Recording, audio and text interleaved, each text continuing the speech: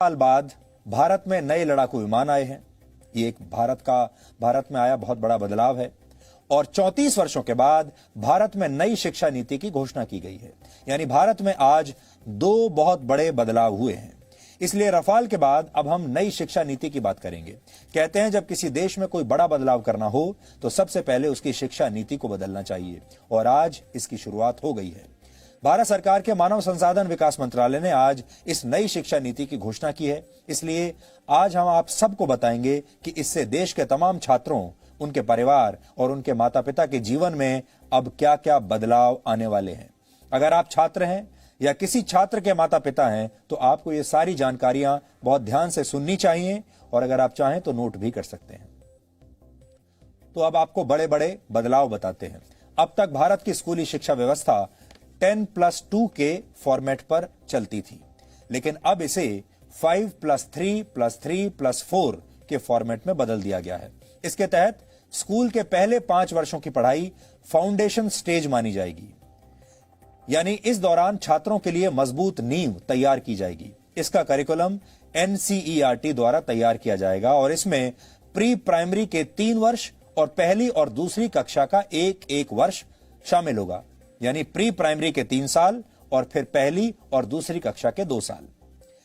इसके तहत बच्चों को खेल कूद और अलग अलग गतिविधियों के जरिए पढ़ाई कराई जाएगी, यानी इन कक्षाओं के छात्रों के लिए किताबों का बोझ अब पहले जितना नहीं होगा। इसलिए हम कहेंगे कि जो छोटे बच्चे अब स्कूलों में जाएंगे और अपने शिक्षा की यात्रा को आरंभ करेंगे, वो बहुत किस्मत वाले होंगे। इसके बाद अगले 3 साल यानी तीसरी कक्षा से 5वीं कक्षा तक की पढ़ाई के दौरान छात्रों को भविष्य के लिए तैयार किया जाएगा। इसके तहत छात्रों का परिचय विज्ञान, गणित, कला, सामाजिक विज्ञान और ह्यूमैनिटीज जैसे विषयों से करवाया जाएगा। इसके अगले 3 साल मिडिल स्टेज माने जाएंगे और इसमें कक्षा 6 से लेकर कक्षा 8 तक के छात्र शामिल होंगे। इस स्टेज में छात्रों को तय पाठ्यक्रम के मुताबिक पढ़ाया जाएगा और इसके बाद 9वीं से 12वीं कक्षा तक इस फॉर्मेट की 4 वर्षों वाली आखिरी स्टेज होगी। ये 4 साल की स्टेज होगी। इसमें छात्रों में किसी विषय के प्रति गहरी समझ पैदा की जाएगी, उनकी विश्लेषण क्षमता को बढ़ाया जाएगा और उन्हें जीवन में बड़े लक्ष्य निर्धारित करने के लिए प्रेरित किया जाएगा। लेकिन सबसे महत्वपूर्ण बात यह है कि अब स्कूलों में पहले जैसा स्ट्रीम सिस्टम नहीं होगा। इसका मतलब यह है, यानी अगर आर्ट्स का कोई छात्र फिजिक्स की पढ़ाई करना चाहता है तो अब वो ऐसा कर पाएगा, और अगर अकाउंट्स का कोई छात्र, कॉमर्स का कोई छात्र इतिहास की पढ़ाई करना चाहता है तो वो भी ऐसा कर सकता है। लेकिन संभव है कि इसके लिए अलग अलग विषयों का एक पूल तैयार किया जाएगा और आपको उस पूल से ही अपनी पसंद के विषयों का चुनाव करना होगा। यानी अगर विज्ञान के छात्र को इतिहास में दिलचस्पी है और उसके पूल में ये दोनों विषय शामिल हैं, तब ही छात्र इनकी पढ़ाई एक साथ कर सकता है। हालांकि अभी इस पर पूरा स्पष्टीकरण आना बाकी है, लेकिन पहले की जो व्यवस्था होती थी, हमारे यहां 3 स्ट्रीम्स मानी जाती थी। या तो आप साइंस लेते थे, या कॉमर्स लेते थे, या आर्ट्स यानी ह्यूमैनिटीज लेते थे।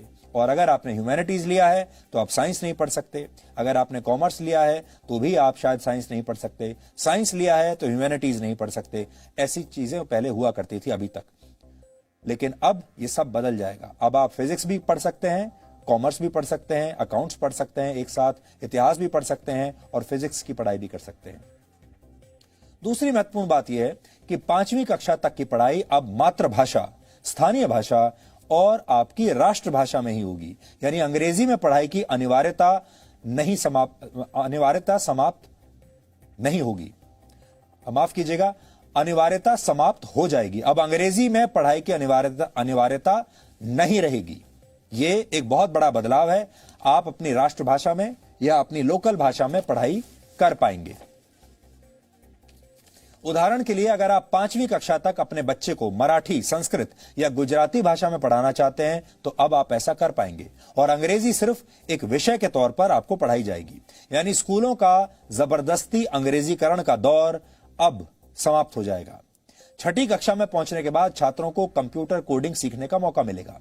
यानी अब भारत के छात्र चीन जैसे देशों की तर्ज पर छोटी उम्र में ही सॉफ्टवेयर और मोबाइल फोन एप्लीकेशंस बनाने की तकनीक सीख पाएंगे, और 6ठी कक्षा से ही छात्रों को इंटर्नशिप का भी मौका मिलेगा। यानी अगर किसी छात्र की किसी खास विषय में रुचि है और वो उसकी प्रैक्टिकल नॉलेज हासिल करना चाहता है तो वो इस विषय से जुड़ी इंटर्नशिप कहीं भी कर सकता है। उदाहरण के लिए अगर आपका बच्चा पेंटिंग करने का शौक रखता है तो वो किसी पेंटर के पास अब इंटर्नशिप के लिए जा सकता है। अगर आपके बच्चे को सॉफ्टवेयर में इंटरेस्ट है तो वो किसी सॉफ्टवेयर कंपनी में अब अपने स्कूल के दौरान ही इंटर्नशिप कर सकता है। 9वीं कक्षा से 12वीं कक्षा तक की परीक्षाएं अब सेमेस्टर के आधार पर होंगी।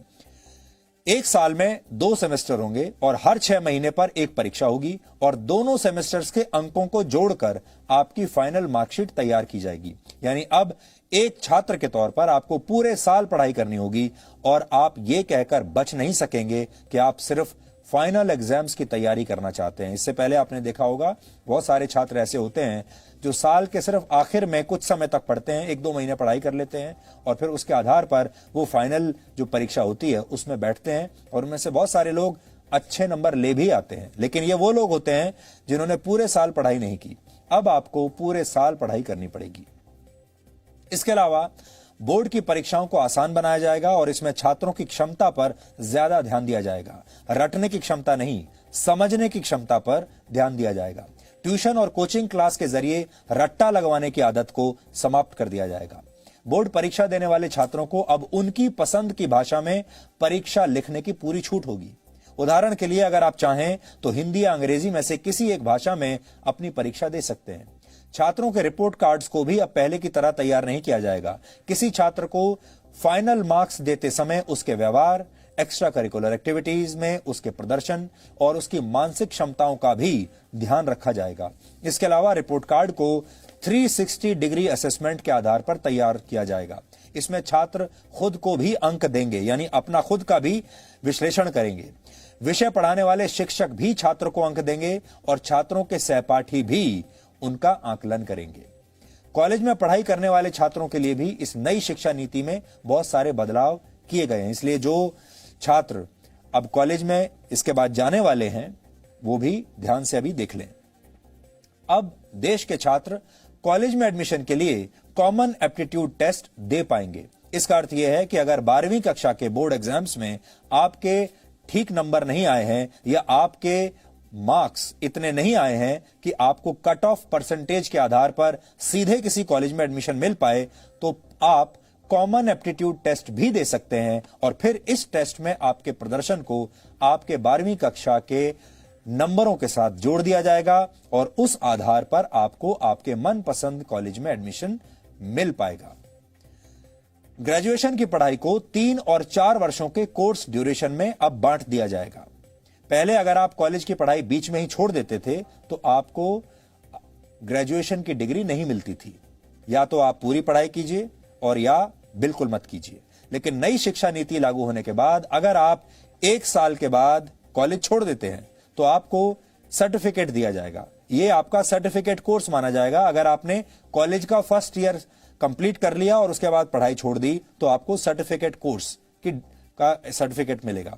इसी तरह अगर आप सेकेंड ईयर पास करने के बाद 2 साल के बाद पढ़ाई छोड़ देते हैं तो आपको डिप्लोमा दिया जाएगा। और अगर आप 3rd ईयर यानी 3 साल की पढ़ाई पूरी कर लेते हैं तो आपको बैचलर्स डिग्री दी जाएगी। और अगर आप 4 साल का कोर्स करके बैचलर्स डिग्री लेना चाहते हैं तो आपको रिसर्च के सर्टिफिकेट के साथ यह डिग्री मिलेगी। इससे उन छात्रों को बहुत फायदा होगा जो कॉलेज के दौरान किसी प्रोजेक्ट पर काम कर चुके हैं। 4 वर्ष के इस कोर्स में स्कूल के छात्रों की तरह कॉलेज के छात्र भी अलग अलग विषयों की पढ़ाई एक साथ कर पाएंगे। इस व्यवस्था को मल्टी एंट्री और मल्टी एग्जिट वाली व्यवस्था कहा जाता है। यानी छात्र जब जिस विषय की पढ़ाई करना चाहेंगे तो वो ऐसा कर सकेंगे और जब वो ये पढ़ाई छोड़ना भी चाहेंगे तो ये काम भी आसानी से कर सकेंगे। इसीलिए इसे मल्टी एंट्री और मल्टी एग्जिट कहा गया है। आप जब चाहे एंट्री ले सकते हैं और एग्जिट भी कर सकते हैं जब चाहें। इसके अलावा एक एकेडमिक बैंक ऑफ क्रेडिट बनाया जाएगा। इसके तहत अगर आप एक से ज्यादा कोर्स एक साथ करना चाहते हैं तो आप ऐसा कर पाएंगे और जिस कोर्स को आप जहां तक कंप्लीट करेंगे उसके अंक इस क्रेडिट बैंक में जमा हो जाएंगे और फिर जब आप फाइनल डिग्री के लिए कोई कोर्स करेंगे तो उस क्रेडिट को इसमें जोड़ दिया जाएगा। यह पूरी व्यवस्था पूरी तरह से डिजिटल होगी, ऑनलाइन होगी।